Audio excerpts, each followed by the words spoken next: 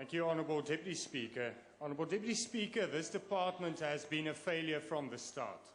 Firstly, small businesses are the backbone of our economy and are very important. But the fact of the matter is that all government departments should be creating a conducive environment for small businesses to strive and be developed, not only one department.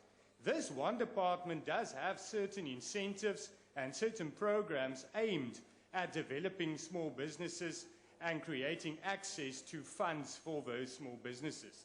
The problem is that this department allows those programs and funds to be misused and abused.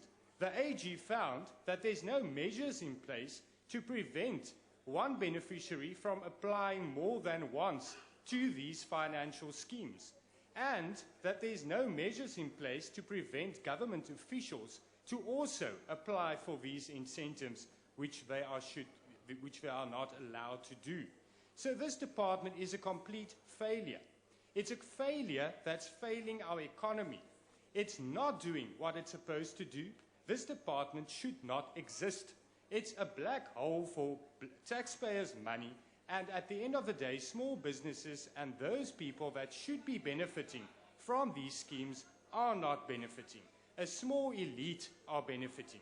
The AG goes further to say that there's non-compliance, that the department is not complying to the measures and to the legislation and regulations in terms of the incentive schemes. This is unacceptable, and this department should be shut down immediately. I thank you.